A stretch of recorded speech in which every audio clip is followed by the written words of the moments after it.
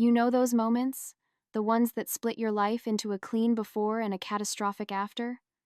They never announce themselves. There's no ominous music, no foreshadowing in the clouds.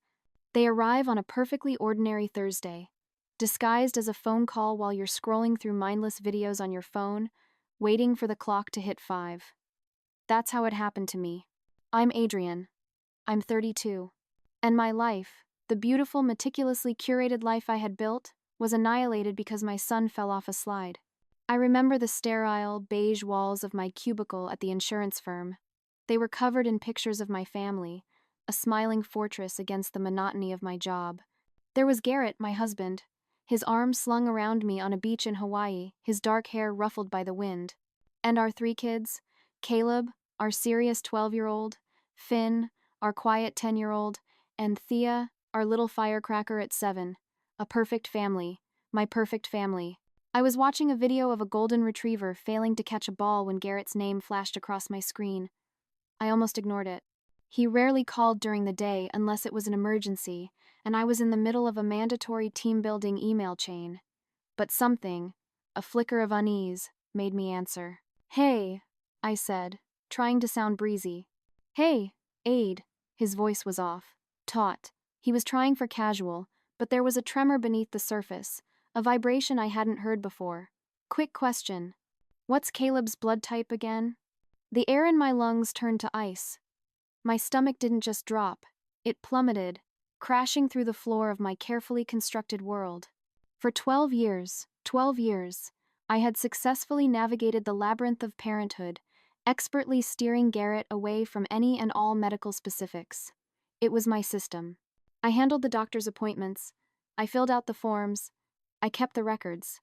Garrett was always too consumed by his contracting business, the endless blueprints and client meetings, to be bothered with the minutiae. It worked. It was perfect. Until that stupid Thursday. "Why? What's going on?" I asked, my voice coming out thin and high. A small, terrified part of me already knew the answer. It was over. "Oh, he took a spill at school. On the playground," Garrett said, and the forced nonchalance was excruciating. "He's fine, just needs a few stitches on his chin. They did some routine blood work and..." He paused. I could almost hear the gears turning in his head, the pieces clicking into a picture he never wanted to see. The nurse said something interesting. She said his blood type would be impossible, given mine and yours. Silence. I stared at the smiling faces on my cubicle wall. Caleb, with Garrett's deep brown hair and my green eyes. Or so I'd always said. None of them were really his. Not a single one. The lie was so old, so deeply embedded in the foundation of our lives, I had forgotten it could ever be excavated. "Garrett, I can explain," I began, the words tasting like ash in my mouth. "Can you?" He cut me off. The casual pretense gone, replaced by a raw, chilling edge. "Can you really explain, Adrian? Can you explain how our son has a blood type that is genetically impossible if I am his father? Because I've been sitting in this ER for an hour, trying to make it make sense. And the only explanation I can come up with is one I really don't want to believe.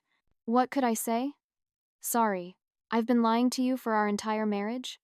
Sorry, none of our 3 children are actually yours? Sorry, I was fully prepared to take this secret to my grave? I'm taking him home now." Garrett's voice was hollow, devoid of any emotion at all. It was the emptiness that scared me the most. "We'll talk when you get back." He hung up, just like that. I sat there, phone in my hand, staring at the screen as my life began to dissolve. All because Caleb, my beautiful, clumsy son, had to fall. If I had been there, if I had been the one to take him to the ER like always, this never would have happened. I would have known which questions to deflect, which forms to conveniently misplace. But I was stuck in a pointless meeting about synergy, and now everything was ruined.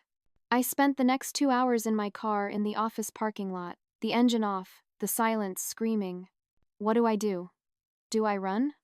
Pack up the kids and disappear before he can demand the paternity tests I know are coming? Do I lie more? Try to gaslight him? Convince him the hospital made a once-in-a-generation mistake? But I knew Garrett. Once a suspicion took root in his mind, he would dig until he hit bedrock, and the bedrock of our family was a lie. The worst part? As I sat there, watching the sun dip below the horizon, I couldn't even definitively place Caleb's biological father. Was it the personal trainer? The guy from the bar? My life had become a multiple choice question where every answer was wrong. The drive home was a blur of traffic lights and dread. Each red light felt like a personal judgment, a pause for me to contemplate the wreckage ahead. In the sterile quiet of my car, the memories I had so carefully compartmentalized began to bleed into one another. It all started with the loneliness. That's my excuse anyway. Garrett had just landed the biggest contract of his career, renovating a block of luxury downtown condos. He was gone before the sun rose and returned long after I'd fallen asleep. The house was huge and silent, and I was just there, a pretty accessory to a life I wasn't really living. So I joined a high-end gym. It was something to do, a place to feel seen. That's where I met Shane. He was my trainer. He had arms that looked like they were carved from oak and a smile that made you feel like you were the only person in the room. He listened to me complain about my day. He noticed when I got a new haircut. He paid attention. It started with innocent flirting over the squat rack, then escalated to late-night texts filled with emojis that made my heart race. Soon, private training sessions at his apartment became our routine. The thrill of it was intoxicating. The sneaking around, the secret language, the stolen hours. Garrett was so consumed by work, so trusting, he never suspected a thing. He just praised my dedication to fitness. When I found out I was pregnant with Caleb, the timing was close enough. It was easy to let Garrett believe he was the father. And God, he was so happy. He wept during the ultrasound. He read parenting books aloud to my growing belly. How could I destroy that? It felt kinder then, to lie. But the lie didn't fix the loneliness. It just became a different kind of secret. The more Garrett worked, the more I sought validation elsewhere. It became a pattern, a dark addiction. There was a handsome bartender with sad eyes, a colleague from my old job who saw me as more than just a wife and mother, random men from dating apps on the rare occasions Garrett traveled for business conferences. I became an expert at deception. I had a burner phone. I always met them far from our neighborhood. I kept my stories straight. When Finn came along 2 years after Caleb, I was pretty sure he belonged to the bartender. With Thea, 3 years after that, it was a wild weekend when Garrett was out of town, a whirlwind of clubs with my single friends that I'd told him was a wine night. Each time, I presented the child to Garrett like a beautiful, perfect gift. And each time, he accepted with tears of joy, pride swelling in his chest. He was the perfect father, bragging to everyone, his wallet stuffed with their baby pictures. The crazy thing is, I got away with it for so long I started to feel untouchable. I had my system down to a science. I knew how to handle the medical forms, which questions to laugh off. I even joined online mom groups to study genetics, so I could explain away any feature that didn't quite match. "Oh, he gets that from my side of the family," became my mantra. I was reckless. I rarely used protection. When a pregnancy test came back positive, I'd just look at the calendar, calculate the dates, and make sure to initiate a particularly romantic week with Garrett around the right time. He never questioned it. Why would he? He trusted me completely. He loved me. Looking back now, sitting in my driveway with the engine ticking as it cooled, I tried to feel the crushing weight of guilt people talk about. But it wasn't there. All I felt was a cold, sharp-edged regret for my carelessness. I regretted the blood type. I regretted not being more careful, not sticking to men who at least shared Garrett's hair color. I regretted getting caught. The cheating itself? I still told myself he drove me to it. He chose work over me night after night. What was I supposed to do? What he didn't know hadn't hurt him. In my mind, our happy family was my masterpiece, a beautiful fiction I had authored to protect us all. And now, the book was about to be burned. I walked into the house, my keys clinking unnaturally loud in the silence. Garrett was in the kitchen, making grilled cheese sandwiches for Caleb. He looked up, and for a fraction of a second, his eyes met mine. There was nothing in them. No anger, no sadness. Just a terrifying, bottomless void. "Hey, Mom," Caleb said, his chin covered by a large white bandage. "Dad said I was really brave." "Of course you were, sweetie," I said, my voice trembling as I hugged him. The evening was a masterclass in surrealism. Garrett moved through our routine with robotic precision. He helped with homework. He mediated a fight between Finn and Thea over the remote control. He read them bedtime stories. But he was a ghost. He existed in the same space as me, but we were on different planes of reality. He didn't speak to me unless it was about the kids, and he never, ever looked at me. That first night, I lay in our king-sized bed, a chasm of cold sheets between us, and listened to him breathe. It was a slow, steady rhythm that offered no comfort, only the promise of a storm I couldn't see. A week passed like that. A week of agonizing, suffocating silence. I'd wake up and he'd be gone. He'd come home after the kids were in bed. I started noticing small things. A file of important papers missing from his office desk. The kids' baby albums, gone from the bookshelf. The folder of old medical records I kept hidden in the back of our closet empty. He wasn't just waiting. He was gathering evidence. He was building his case. The confrontation came on a Tuesday morning. He had dropped the kids at school and came back, something he never did. I was sitting at the kitchen island, scrolling through Instagram, pretending my life wasn't imploding. He walked in, placed 3 sealed envelopes on the marble countertop, and slid them toward me. "You know what these are," he said. It wasn't a question. His voice was so calm it made the hair on my arms stand up. I knew. Of course, I knew. DNA test results. 1 for each of them. My masterpiece, officially debunked by science. "I got lucky, you know," he said, leaning against the opposite counter. 1 stupid playground accident, and 12 years of lies just evaporate. I opened my mouth to speak, to offer some pathetic, useless apology, but he held up a hand. "The funny thing is," he continued, a hollow, mirthless laugh escaping his lips, "I keep thinking about all the signs I missed. How you always handled every single doctor's appointment. How you'd get so weird about medical forms. How you never wanted me to come to half the prenatal checks because it was just routine stuff. God, I was so stupid." "Garrett, please," I whispered, tears finally blurring my vision. "I'm sorry. I'm so sorry. Sorry you made me raise 3 kids that weren't mine?" He interrupted, his voice still unnervingly level. "Sorry you let me fall in love with them, build my entire life around them, only to find out like this? They are your family," I tried, desperation clawing at my throat. "You raised them. You love them. That's real." "Stop," he said, and for the first time his voice cracked with an emotion so sharp it felt like a physical blow. "Just stop. You don't get to do that. You don't get to try and make this okay." He picked up the results, folded them neatly, and tucked them into his jacket pocket as if they were something precious. "I got lucky," he repeated, quieter this time.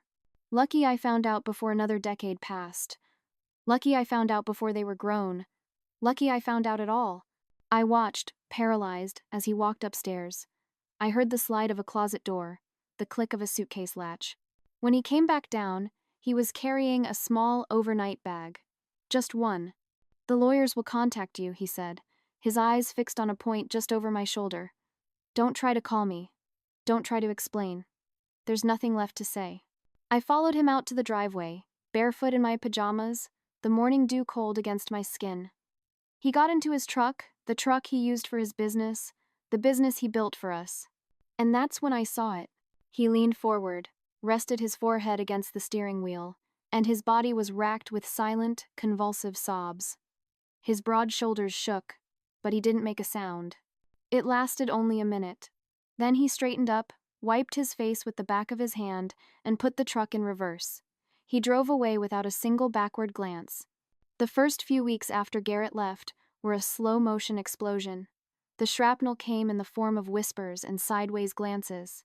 At school pickup, I'd see the other moms huddled together, their conversation stopping abruptly when I approached. My phone, once a constant stream of messages and group chat notifications, fell silent, save for a few. "Are you okay?" Texts from people I hadn't spoken to in years, their curiosity barely veiled by concern. Then Kendra, Garrett's sister, dropped the nuclear bomb. She wrote a Facebook post. It was an epic, a multi-paragraph screed detailing my betrayal. She wrote about how I had systematically destroyed her brother, how I had traumatized 3 innocent children with a web of deceit. She was poetic in her fury. And for the grand finale, she attached photos of the DNA test results, names, and probabilities circled in red. By that afternoon, my social media had become a war zone. People I thought were my friends shared Kendra's post, adding their own commentary. I always knew something was off about her. That poor man. I can't even imagine. The digital mob had gathered, and I was tied to the stake. The ultimate betrayal came from my own parents. My mother called, her voice tight with a disappointment so profound it felt like a physical blow. "How could you do this, Adrian?" she sobbed. "We raised you better than this. What about those poor babies?" It was all about those babies and poor Garrett. Where was the support for me? I was her daughter. I was the one whose husband had just abandoned her and her children. The children, my children, were crumbling. Caleb, old enough to understand the whispers, found the DNA results in Garrett's home office. I think Garrett left them there on purpose. The school counselor called me in after Caleb got into a fistfight with a boy who called him a bastard and said Garrett wasn't his real dad. Finn, my sweet, gentle Finn, just retreated into himself. He stopped eating dinner, picking at his food with a silent, mournful expression. And Thea, my baby, just kept asking when Daddy was coming home from his business trip. Every time a car door slammed outside, her head would whip around, her eyes wide with a hope that I had to extinguish over and over again. Every day was a fresh hell. I was living in a town that had suddenly become very small, a fishbowl where everyone was tapping on the glass, watching me gasp for air. My perfect life wasn't just over. It was being publicly dissected and judged by everyone I had ever known. And I was completely, utterly alone. The social execution was swift, but the financial one was a slow, metodiczny strangulation. The first sign was at the grocery store. My credit card was declined. I tried another. Declined. A cold dread washed over me as I abandoned a cart full of organic snacks and designer yogurts. A call to the bank confirmed it.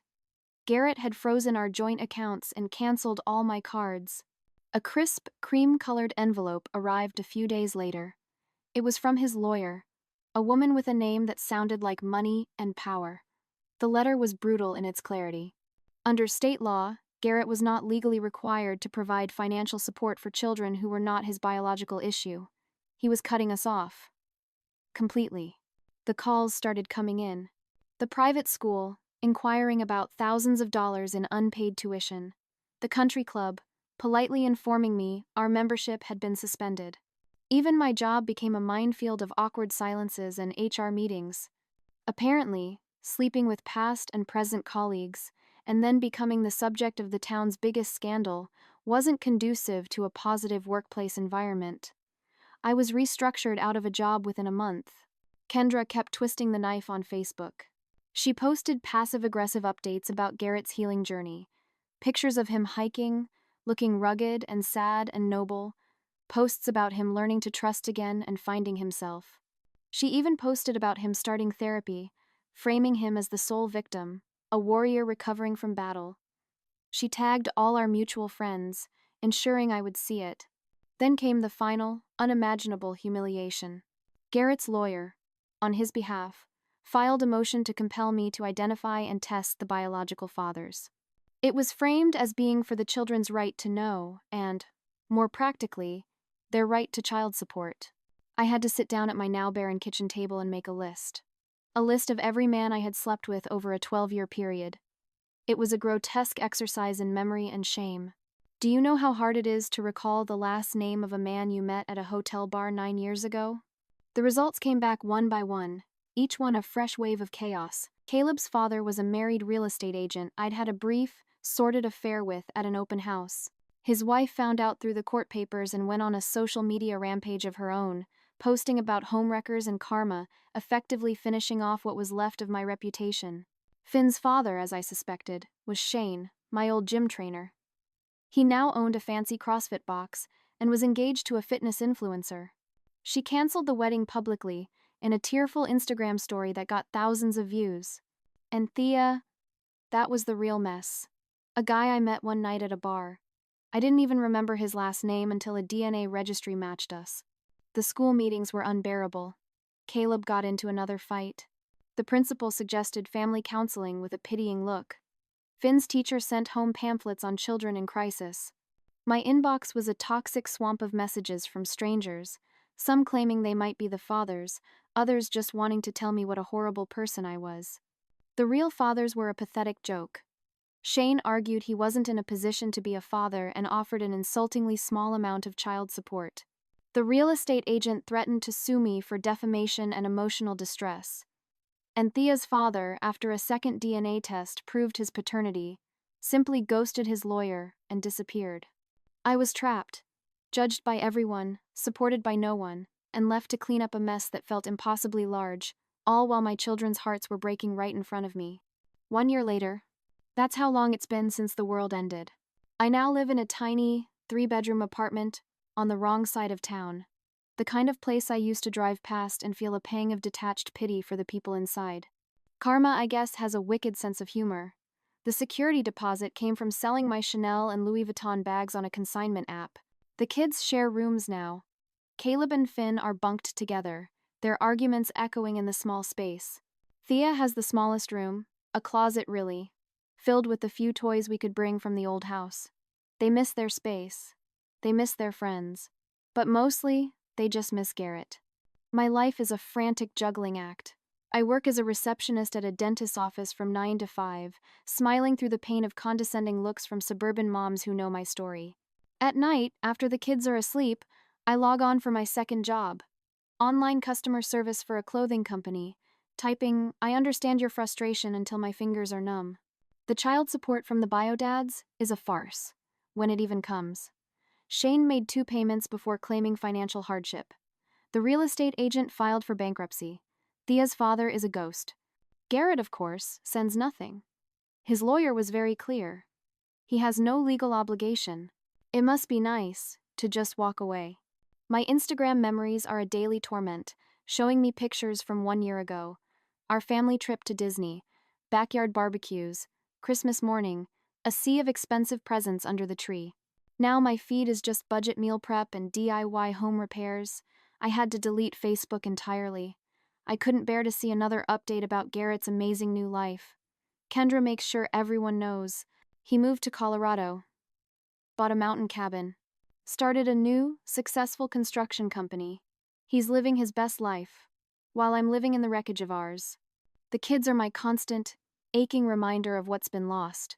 Thea draws heartbreaking pictures in art class. A big house with 5 stick figures, all holding hands under a smiling Sunday. Finn refuses to play baseball anymore. Garrett was his coach. And Caleb is the worst. He told me last week, his face set with a grim determination that didn't belong on a 13-year-old, that he wants to change his last name to Garrett's when he turns 18. As if I'm not even his real parent anymore. I ran into Kendra at Target last month. She was in the party aisle, buying decorations for her son's birthday. A party my children, who grew up believing that boy was their cousin, were not invited to. She looked right through me, her expression a mask of cold indifference. A ghost in the aisle. It's funny. If Caleb hadn't fallen that day, if Garrett hadn't been the one to take him to the ER, if that one nurse hadn't made that one offhand comment about blood types, none of this would have happened. We would still be in our beautiful house. The kids would have their dad. Everything would be fine. One stupid random accident. That's all it took to undo everything. People tell me I should feel guilty. That I should be consumed with regret for what I did. And yes, I regret this cramped apartment. I regret the store-brand cereal and the hand-me-down clothes. But honestly, I only regret getting caught. I lied. I cheated. But I gave Garrett 12 years of being a father. 12 years he loved more than anything. He got to experience the first steps, the first words, the school plays, and the little league games. He got to be the hero, the perfect father, the man who had it all.